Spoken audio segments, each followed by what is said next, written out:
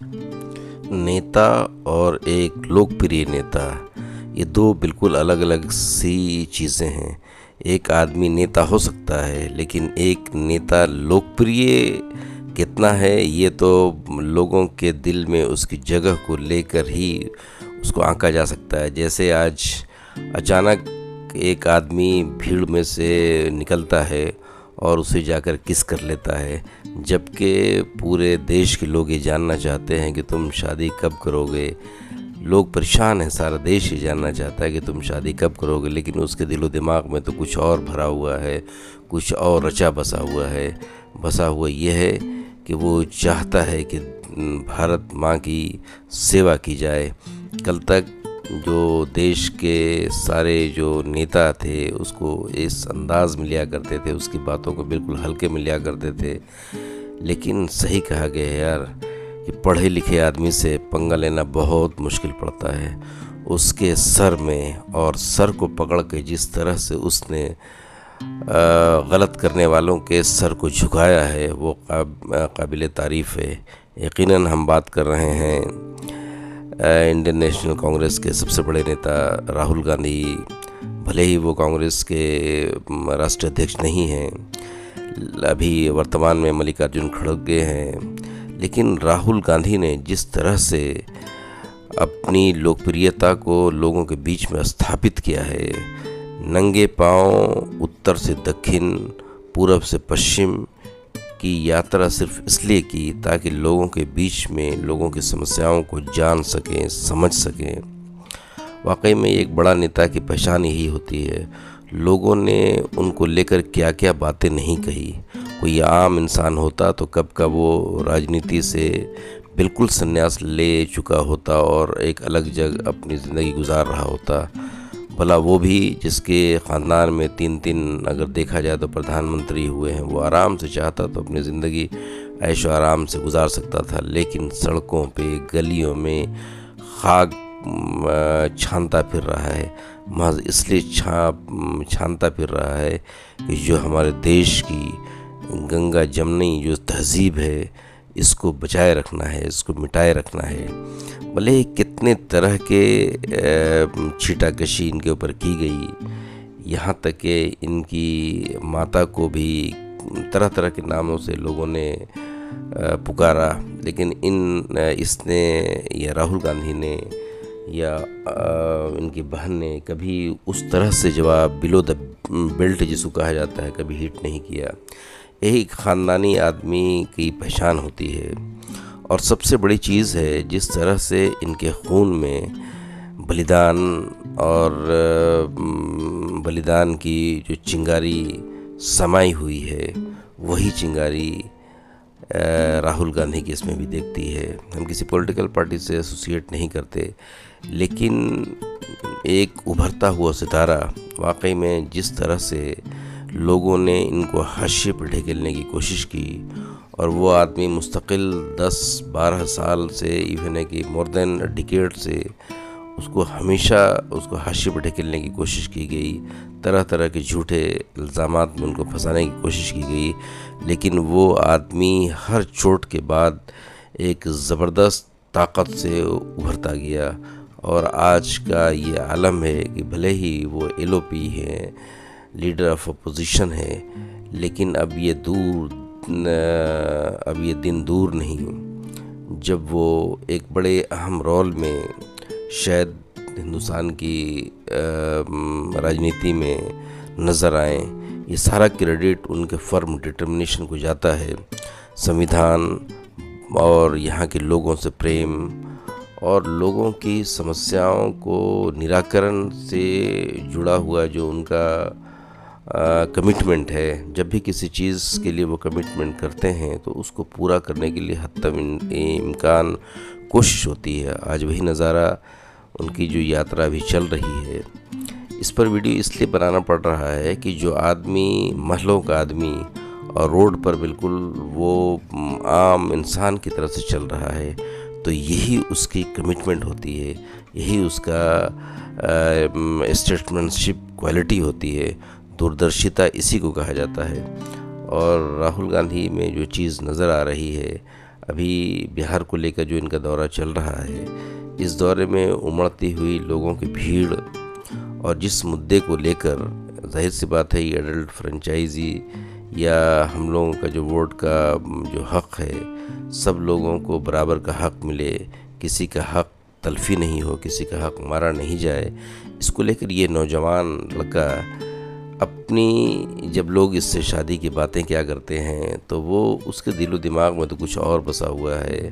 भारत बसा हुआ है, संविधान बसा हुआ है, यहाँ के लोग बसे हुए हैं। यहाँ के लोगों की मुसीबतों को जब वो इंसान देखता है तो उसके आँखों में वो दर्द झलकता है जो एक आम इंसान का दर्द होता है।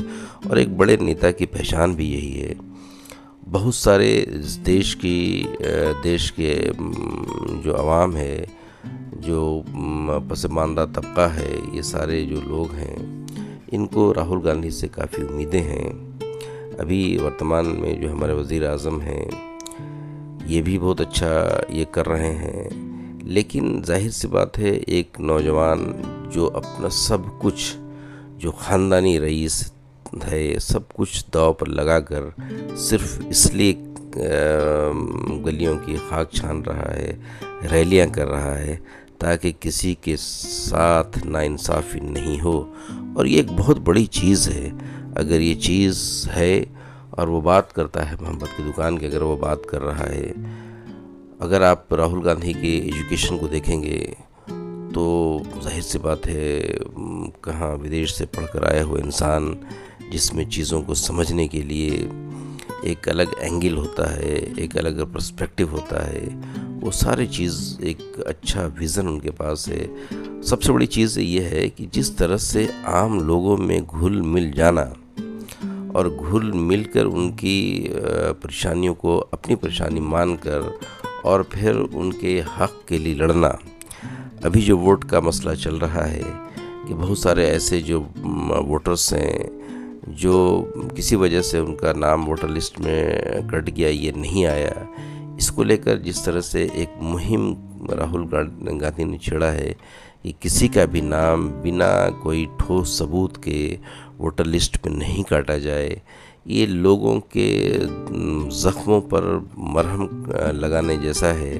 वो लोग जिनका नाम कट गया या किसी वजह से हट गए, तो उनको लगता है कि ऐसा ना हो कि सरकार से मिलने वाली तमाम तर जो योजनाएं हैं, जो फैसिलिटीज़ है, वो हमसे छिन न जाएं।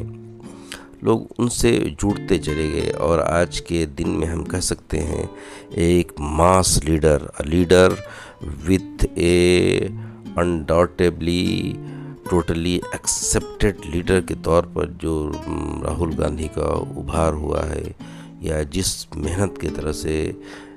तरह से वो मेहनत कर रहे हैं, जिस तरह से पॉपुलैरिटी उनकी बढ़ रही है, यही एक मुसम्मम इरादे के जो हामी लोग हैं, यानी फर्म डिटर्मिनेशन के जो लोग होते हैं, वो परेशानियों से कभी नहीं घबराते।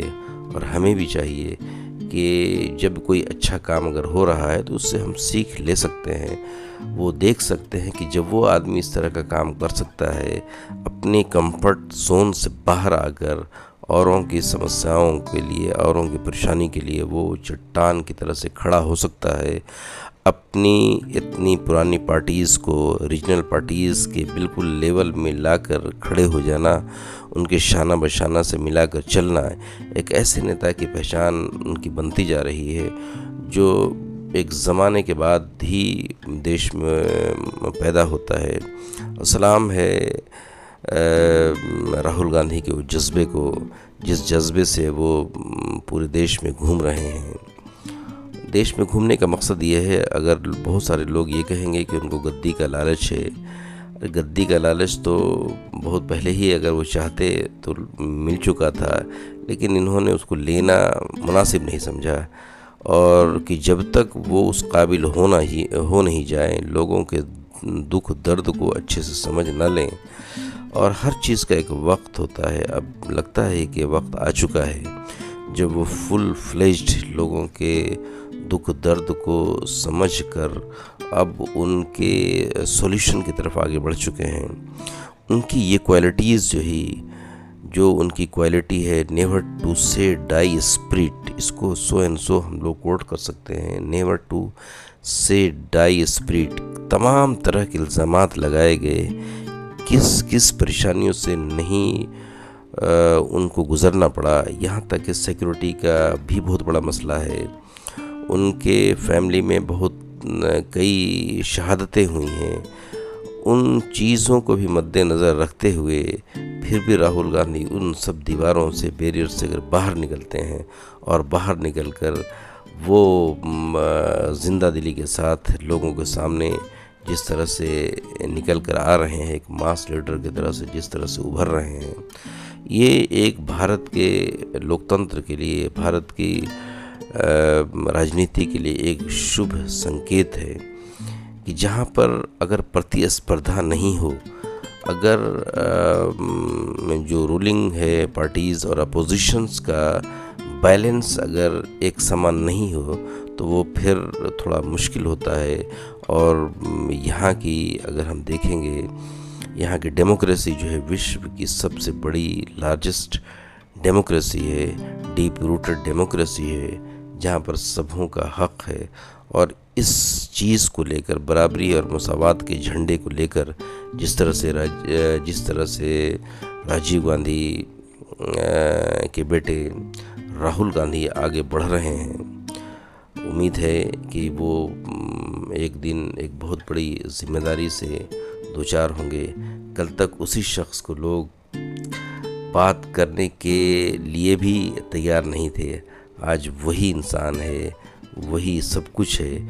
लेकिन वक्त कैसा बदला कि अब लोग उनसे मिलने के लिए, उनकी एक झलक पाने के लिए, अभी हाल का दौरा अगर उठाकर आप देखेंगे तो लोग उनकी एक झलक पाने के लिए घंटों लाइन में खड़े हुए हैं। ये बिल्कुल उस इंसान के लिए है जिस इंसान ने सब दुख झेला है, सहा है और पलट कर कभी जवाब नहीं दिया है। जबकि वो सलाहियत रखता था, बिलो द बेल्ट हिट करने की भी सलाहियत रखता था, लेकिन तहजीब के दायरे में रहकर उसने सब कुछ किया।